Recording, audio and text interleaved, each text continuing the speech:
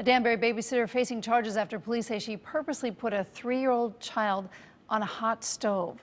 The child suffered serious burns, and police say the whole thing was caught on the family's nanny camera. This case shows how those types of cameras can help you see what's going on when you're not home. But there are some things you should know before installing them. News 8's Erin Logan has the latest live from our newsroom. Erin?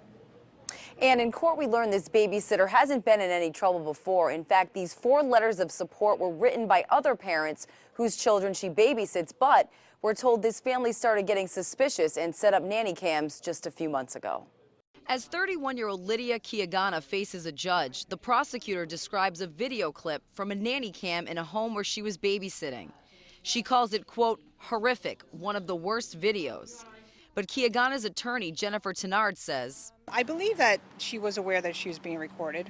Multiple times she takes the child's hands and puts the child's hands on the burner. The prosecutor says Kiagana didn't stop there. Picks up the child by the bottom, by the legs, and puts the legs on the burner and burns the child that way. I haven't seen it, so I can't comment on it. Tenard says Kiagana has been the little girl's babysitter for a year, spending about 40 hours a week at the home.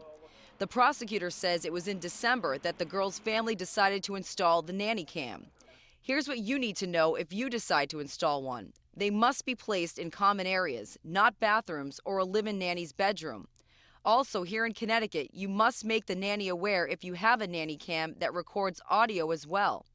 In this case, we learned in court the audio is being used as evidence. You can actually hear the child crying, screaming, trying to get away from this defendant. In Connecticut, if a nanny is not notified that the audio is being recorded, you could be prosecuted for violating this law. Also, any evidence of abuse on tape could be inadmissible in court.